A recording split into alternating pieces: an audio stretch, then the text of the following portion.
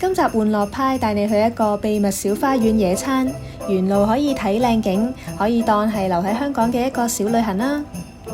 首先，我哋去美麗酒店嘅 Garden Lounge 領取預先訂咗嘅聖誕版外賣下午茶。其實如果大家選擇堂食嘅話，呢度環境都唔錯㗎。望出窗外面有教堂同埋草地，仲可以帶寵物嚟坐喺戶外享受下午茶。Garden Lounge 嘅職員好細心，等候外賣期間都招呼我哋坐低。個下午茶層架嘅包裝都算幾實淨，不過手玩嘅地方拎得耐呢，就略嫌有啲刮手。我哋呢個下午茶原價698蚊，外賣嘅話就只需要528蚊。可以早1-2日打電話嚟預訂，而2杯飲品可以喺領取當日先決定。呢個聖誕版下午茶只會賣到1月5號，想試嘅朋友就要快啲訂啦。美麗酒店本身嘅建築都好有特色，我哋下次再帶大家嚟參觀啦。由美麗酒店行去纜車站好近，跟住指示由聖誕樹旁邊上樓梯，幾分鐘就到啦。如果你打算來回都坐纜車，可以喺票務處買來回嘅優惠票。如果計劃搭其他交通工具落山，用八達通直接嘟37蚊就得㗎啦。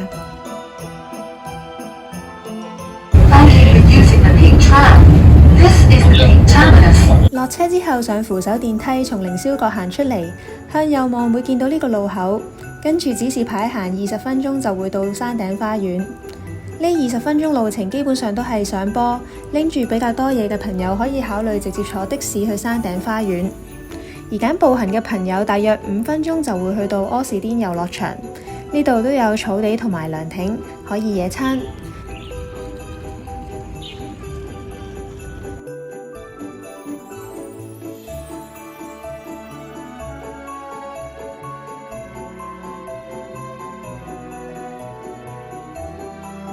遊樂場裏邊有座尖頂嘅紅磚建築物，外形古典，你估下係咩嚟？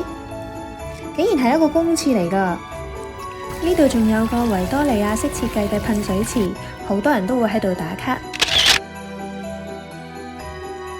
繼續向山頂花園嘅方向進發，途中會經過舊總督山頂別墅守衛室。據聞當年建築師採用蘇格蘭古堡式建築風格設計別墅大宅，但係就採用咗新古典建築風格建造守衛室。後嚟山頂別墅喺1946年拆卸，但係守衛室得以保存，而且喺1995年列為法定古蹟。喺守衛室附近有呢啲象牙式嘅階梯同埋欄杆，係熱門嘅打卡位。打完卡，我哋行返守衛室，行多幾步就再落樓梯，就到達今日嘅目的地，一個有古色古香涼亭嘅小公園。好多新人會嚟呢兩個涼亭影 pre-wedding 㗎。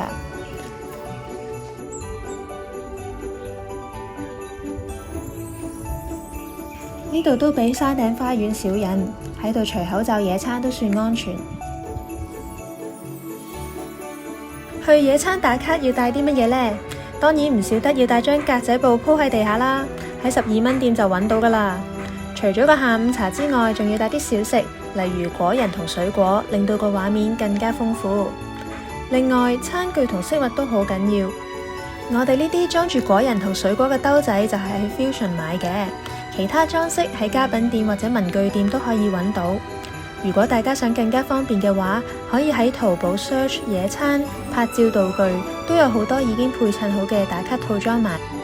睇下呢個聖誕版下午茶先，無論鹹嘅定甜嘅造型都好別致，不過味道方面都係 Grand Hyatt 嘅茶園比較出色。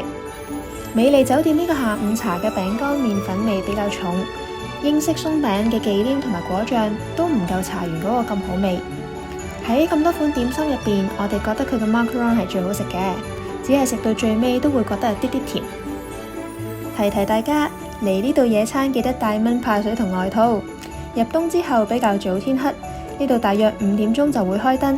喺亮燈之後嘅涼亭打卡又有另一番味道。